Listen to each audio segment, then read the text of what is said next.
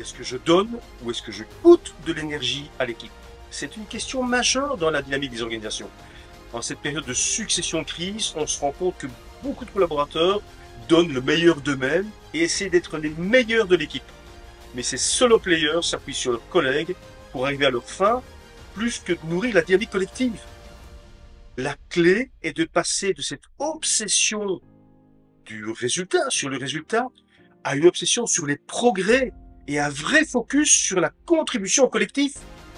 Seul on va vite, ensemble on va plus loin. Imaginez-vous un instant en train de diriger une chorale dans laquelle chaque personne essaie de chanter plus fort que les autres pour se distinguer. Vous allez vite arriver à une fameuse cacophonie, à de la démotivation, des conflits, voire du cynisme de la part de certains. Il est donc grand temps de recréer une vraie symphonie. Le durable passe donc par le collectif. Il est important de tenir compte de l'équation. Performance, c'est le résultat divisé par le coût énergétique à l'équipe. Êtes-vous des champions au top qui boostez les autres ou bien des bons gars boostant par votre investissement et votre belle énergie mais qui rapportez moins? Ou alors êtes-vous des divas qui marquez beaucoup de buts? Mais alors qu'est-ce que vous coupez l'énergie à vos collègues?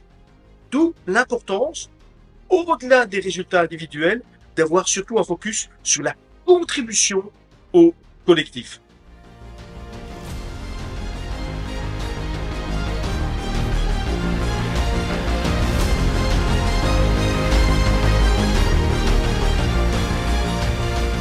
Leader boostant ou pompant.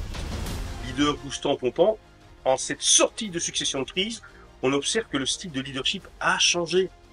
On observe que beaucoup de leaders aujourd'hui sont devenus surtout des managers qui sont dans le contrôle et qui drivent les collaborateurs au travers de fichiers Excel, de KPI.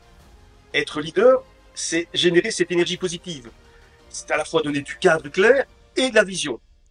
Et aujourd'hui, beaucoup de leaders donnent du cadre en effet, mais sans vision. Or, cette vision, ces projets inspirants sont clés. Car du cadre sans vision, c'est la prison. Pourquoi y a-t-il aujourd'hui des milliers de personnes qui s'investissent 7 jours sur 7? Parce que l'année prochaine, en 2024, ce sont les Jeux Olympiques. Et les Jeux Olympiques sont extrêmement inspirants. C'est un moment symbolique incroyable, énergisant pour lequel les athlètes donnent tout.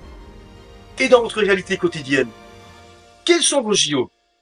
En tant que leader, quelles sont les perspectives inspirantes que vous donnez à vos équipes? Rappelez-vous cette phrase. We choose to go to the moon. Le discours de Kennedy en 62 à l'université de Rice. Waouh! Kennedy avait besoin d'argent afin de poursuivre sa guerre et sa conquête de l'espace face aux Russes. Il lui fallait trouver des moyens convaincants pour mobiliser l'opinion et faire plier le Congrès. D'où ce discours emblématique en 62. Et vous, comment allez-vous transformer vos objectifs en projets inspirants? Comment quitter ce rôle de manager-contrôleur pour redevenir leader rassembleur? Au-delà des indicateurs clés, des KPIs, quels sont les KDIs que vous donnez? C'est Key Development Indicators et non plus Key Performance Indicators. Quelles sont les possibilités de développement que vous donnez à vos collaborateurs? Comment les rendez-vous responsables? Avec aussi le droit de faire des erreurs, d'apprendre de ces erreurs. Redevenez des leaders poussants. Donnez de la vision, donnez de l'inspiration. Les collaborateurs ont besoin de voir la lumière au bout, non pas du tunnel, mais des tunnels successifs qu'ils traversent. Redevenez également poussant en stimulant la confiance mutuelle. Faites de la proximité, du feedback bienveillant. Les collaborateurs ont besoin de sentir cette chaleur, de l'humain. Et enfin, boostez l'équipe. Challengez-les dans les progrès. Challengez-les pour les rendre autonomes. Et en un mot, finalement, recréer de l'ownership pour vos collaborateurs.